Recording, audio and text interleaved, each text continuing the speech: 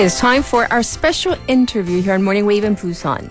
Learning a language. It's not just about learning new words or vocabulary, but it's really about learning the culture, history, and values of a country that uses that language.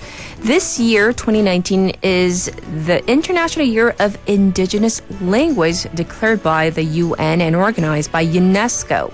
Let's find out more about why languages are important with Dr. Robert J Fouser, former associate professor of Korean language education at Seoul National University. He's a linguist, he's a writer, he's so much more. Let's find out more about him and about foreign languages. Hi, thanks for joining us today. Hi, it's very nice. Thanks for inviting me. Absolutely. So, can you tell us why and when people started learning foreign languages? Well, I wrote a book about that came out last year, Yes. and when I wrote the book, I found out that people learned foreign languages, for centuries, way back. Mainly, the first big reason was to access religious texts, the Bible or, the writings of Confucius or the Quran or those kind of things. So that was a huge motivation for elite people to learn a foreign language. And then there were languages that spread with the spread of culture, the spread of imperialism and that kind of thing. So Yes. those two things, the spread of different cultures and religion and philosophy, those are the big reasons why people started learning foreign languages. Well, that definitely makes a lot of sense. But what does it mean to learn a language? It's definitely not just about, learning new vocab, right? Right, and linguists could, debate about that for hours on end. Some people think being perfect like a native speaker is, the sort of standard for learning a foreign language. Sure. Other people think that if you can just communicate, that's enough, and that is a big debate among linguists. How do you define learning a foreign language? In my case, I think that if you have certain needs, certain desires to use the language, if you meet your own needs, your own, wishes, Yes. then that's enough. So it doesn't have to be like being a native speaker. Interesting. Well, Yeah. on the flip side, what does it mean to actually lose a language? And keeping with that, why it's important to maintain or keep these so-called indigenous languages? Well, losing a language is actually not as much researched as learning languages for very many reasons. But basically, I think the problem of losing a language means you lose a culture. A culture is carried through the language. Right. And so if you lose a language, then you lose access to that culture. Not 100%, but you lose a big, door into the culture.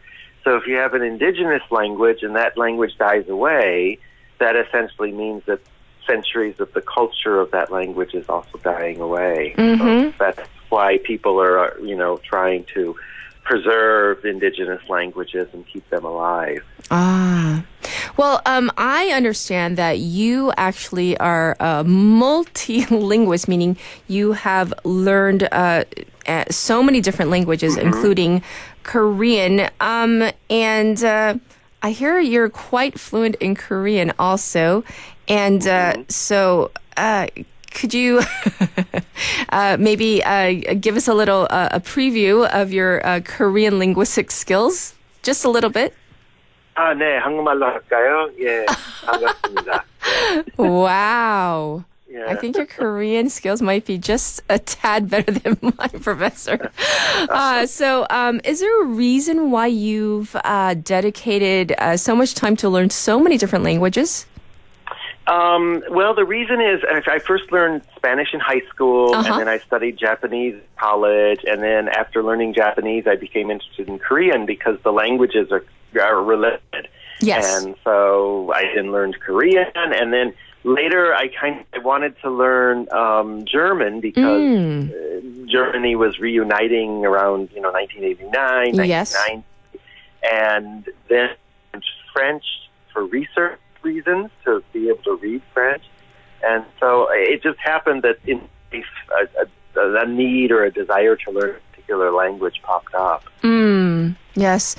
So in terms of, now in the 21st century, what do you think is the real meaning of knowing how to speak a foreign language? I mean, in terms of, we have so much technology at our fingertips. So can you tell us what you think about this? It's interesting because traditionally one of the big reasons, say in Korea or Japan, to learn a foreign language is to read information written in English, and you use that information for technology or things like that. That is fading away because AI can do a lot of translation for us now. True. So to me, the meaning in the 21st century, even is learning a foreign language to communicate with people. And you can communicate without learning a foreign language, but there's always that barrier. So I think to really communicate with people or to get into a certain culture or, speaking with a group of people, that's what learning a foreign language in the 21st century means. And that means that speaking and communicating are going to be more important in the future than reading and that kind of and grammar and those kind of things that have traditionally been taught. Right. Of course, you can't speak without a grammar, but the old reading and analyzing language, that's going to fade away pretty soon. Oh, I'm sure a lot of students here in Korea hope so, as they're studying for all those tests, right? Well, as a specialist in applied linguistics, I hear that you have much interest in cities and that you've published a book. I believe the Korean title is Robert J Fouser의 도시탐구기. First, if you can kind of roughly, kind of translate the title for our listeners and tell us about this book.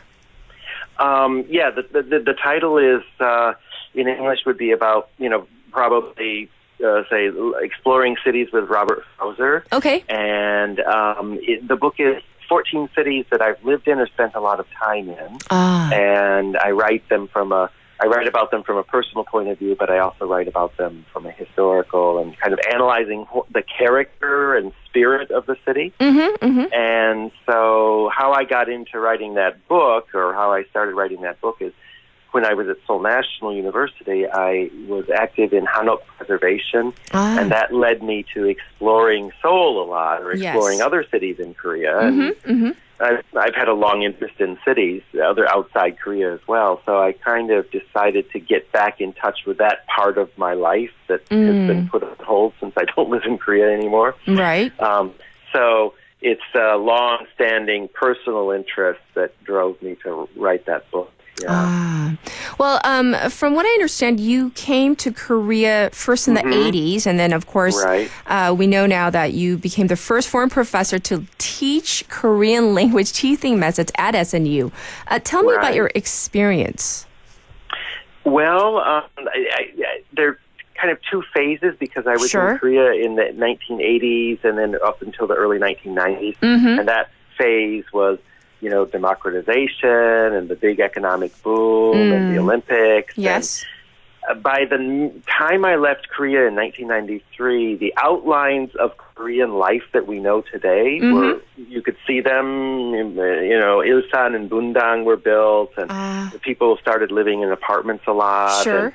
And, so that was the first phase, and then the second phase was 2008 to 2014 when I was at Seoul National. And by then, Korea had become, the biggest change that I noticed from the first phase was that Korea, the IT, the adoption of the internet. And the speed of the internet, and also just how the internet had come into people's lives. So it's interesting to see those changes, obviously.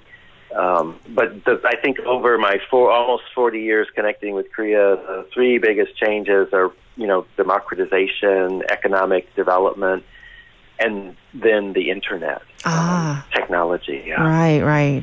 Well, as a linguist, what do you think about the Korean language? Is it interesting, and if so, why? Well, all languages are interesting, Yes. but some you connect with more than others, and that's just a personal thing. Like some people like red wine or white wine. German is a language that I learned, but I never really connected with it because I just can't deal with the three genders, masculine, feminine, and neuter. Yes. It just confuses me. Korean is interesting because, well, first of all, the writing system is unique, as everybody knows. Yes. So that's one interesting thing about Korean. And the other interesting thing about Korean, like other parts of Korean society, is how the language is changing over time. So, say in the 1980s, when I was, first came to Korea, the way people spoke Korean and used Korean is very different from today. And I guess the easiest example of that is in the 1980s, there was less mixing of informal and formal forms. Sure. They were very separated. So the workers at the university would just speak Panmal to all the students. I see. And it was very, very, the speech levels were very separated. Sure. Now there's a lot of mixing. Sort of, you can tell a joke, but you also be polite and mix back and forth. And that reflects, the social changes of Korea becoming a more urban society, and where you know people, but they're not really your friends, and that kind of thing. Sure. So Korea is really interesting because of those different speech levels, different ways of speaking, and of course, writing system. Yes. Well, for a final question, it's kind of an existential question, I guess. What is language to you? What does it mean? Well, to me, it is an existential question. Language, to me, is not a tool. To me, it's a way of being. So for me, when I speak, say, Japanese or Korean, English, or another language, I'm a different person in that language. So sometimes, and I tell different jokes. I will talk about different topics. I'm like a different person because to me, a language is a way of being, and so that means you have to put yourself into it in order to sort of go with the flow in that language. And that's where a lot of learners of English don't quite get to that final stage. Yes. So that's something that needs to be talked about more in terms of, teaching languages. How do you make an identity that you're comfortable with that language? Yeah. Well, I'm going to give you a chance to tell us about any works you're working on. We know of 외국어전파담, and we've talked about, of course, Robert J 도시탐사기'의. Anything else you want to tell us about in terms of works relating to Korea? Well, I'm going to start writing another book, and that'll be out next spring, and that is sort of takes off from the title 외국어전파담. It's 외국어 학습기. Or sort of stories of learning foreign languages. Sure. And it's not a practical manual, but it's, my stories and experiences learning a foreign language, different foreign languages. So I'm going to try to share that with readers in the hope that it'll give them some insight into how to learn languages. Well, I'm sure many of our listeners will be looking forward to that. So thank you. Thank you for coming on air with us. We do appreciate it. Thanks for having me. Once again, this was Dr. Robert Fouser, who is a specialist in applied linguistics. And of course, he also formerly taught here for a really long time in Korea. All right, we're going to take a song break. This is Lucky.